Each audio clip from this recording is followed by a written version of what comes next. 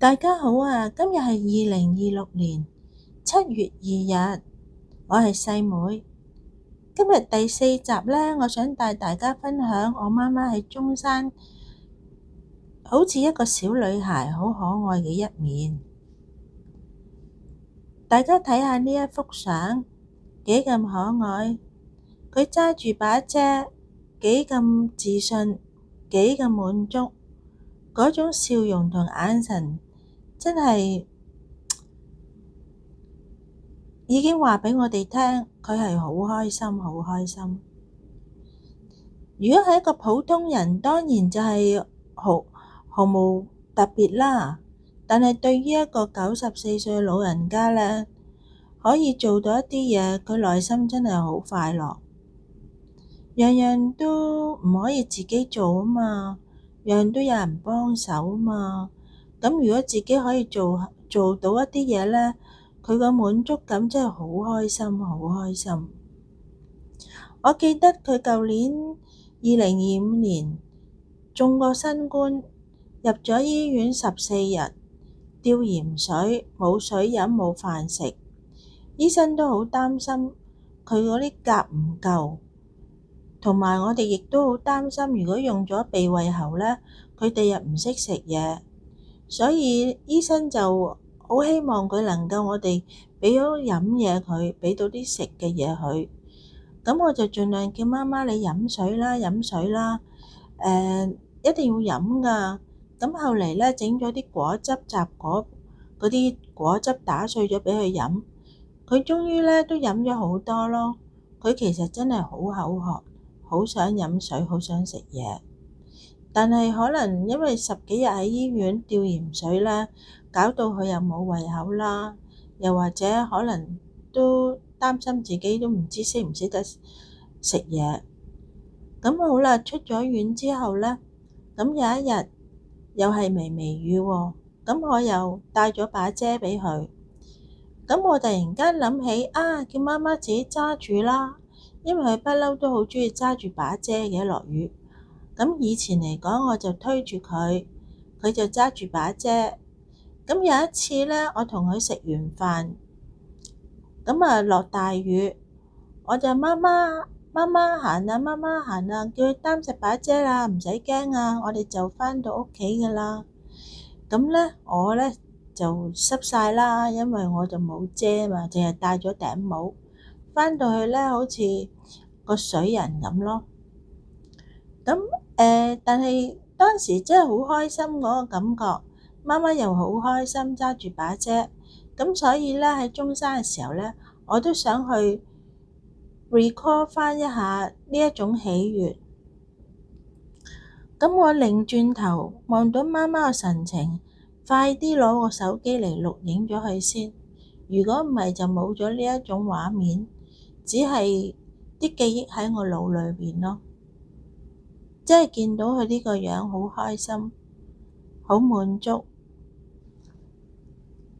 好似喺香港嘅時候呢，佢出咗院啦，新冠，咁過幾日就帶佢搭巴士。哇！佢啊好鍾意搭車㗎，坐住個巴士或者坐住車，有冷氣，咁可以四周圍睇下呢個世界。仲有樹，仲有草，仲有風景，佢真係好開心。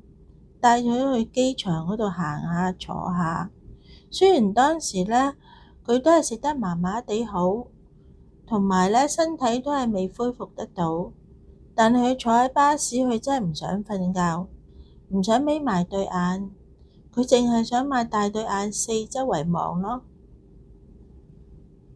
跟住再睇下呢一張相，你睇佢幾咁調皮。佢啱啱食完嘢，咁我就買咗呢一塊嘅口水肩畀佢，我覺得好襯佢咯，係櫻花顏色，佢又好鍾意。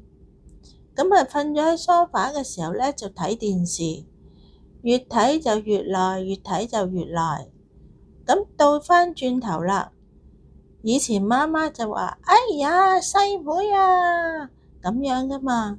但係而家我就倒返轉頭，佢好似個 BB 咁，哎呀，媽媽，你作反啦！睇咁耐電視，睇到隻眼咁攰，出晒眼膠啦！快啲起身啦，唔好再睇咁耐電視啦！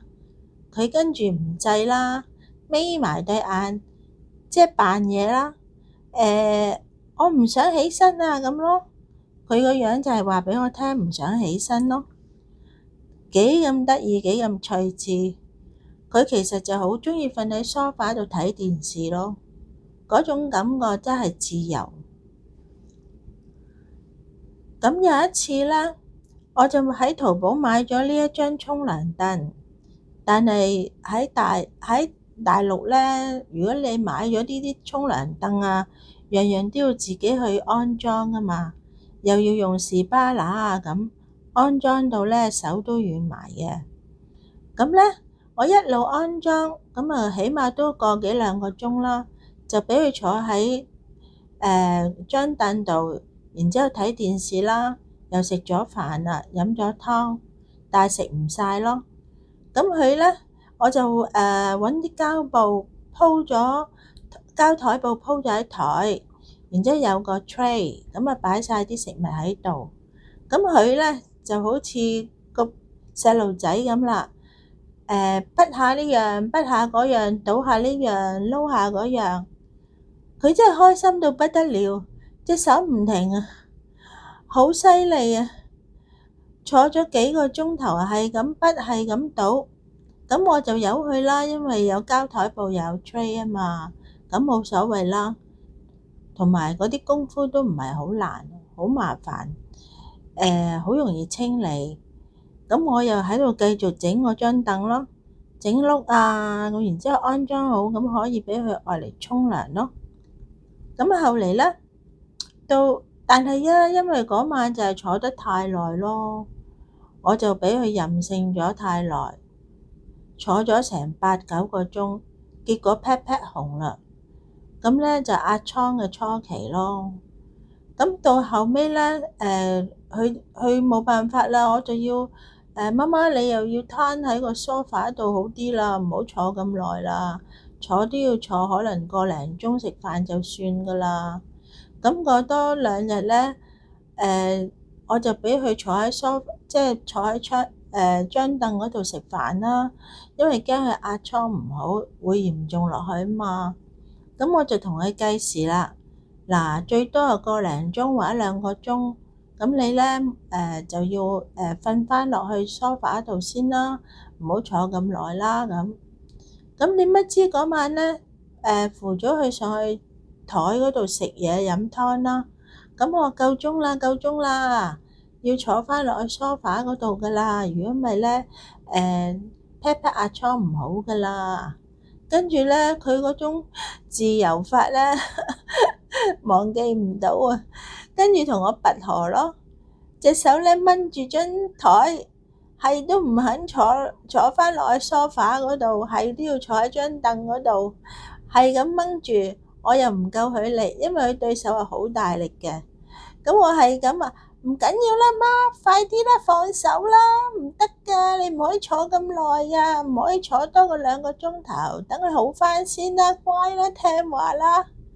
咁後尾咧，我哋拔河咗好耐，結果咧佢都冇辦法啦，就聽我勸咯，聽我勸咪坐翻落去瞓翻落去梳化先咯，唔好坐太耐咯。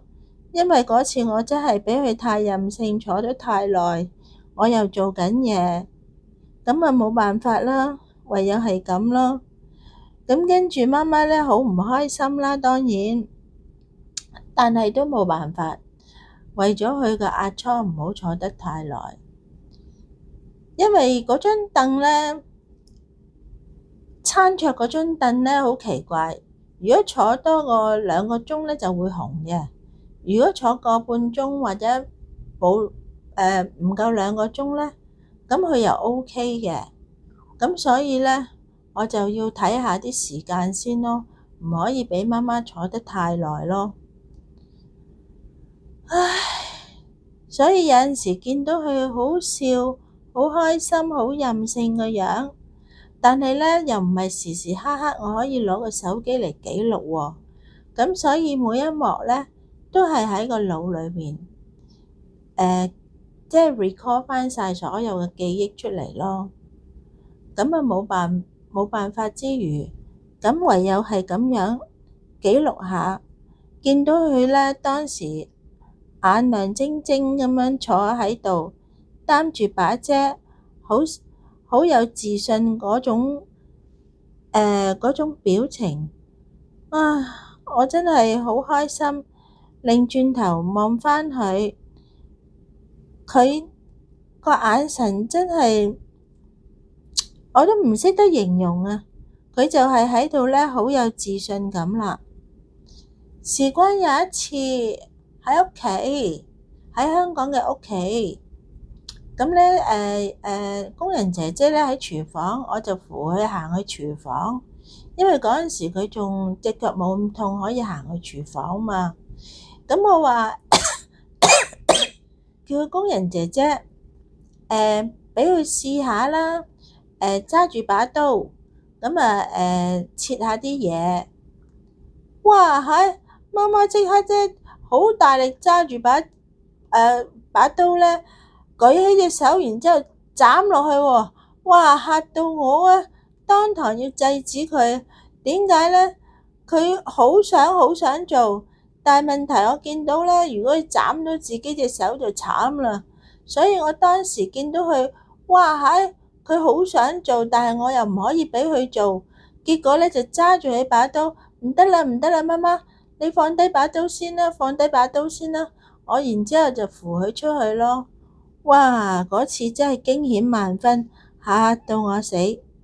佢呢10年咧，佢有事之後咧就冇辦法啦，樣樣都係工人姐姐代勞。但係其實佢係好想自己做，但係又冇辦法。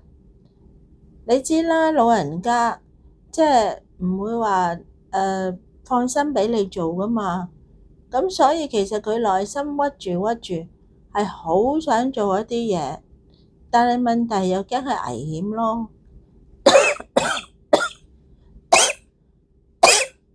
所以嗰次咧，真係嚇到我死。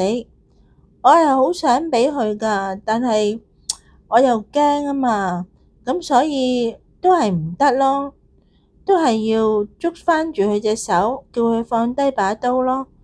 但係當時佢就好失望啦，失望到不得了。佢又好想自己做好多嘢，因為佢自己不嬲都係咧好獨立，好有能力去做好多嘢噶嘛，從來都唔會假手於人噶嘛。但係由2017年開始，好多嘢都唔可以自己再即係再處理問題，照顧者又驚擔心佢整親，所以老人家唉就係咁咯。但係見到媽媽開心嘅一幕咧，我都盡快用手機嚟記錄，等佢咧即係有個畫面可以睇到咯。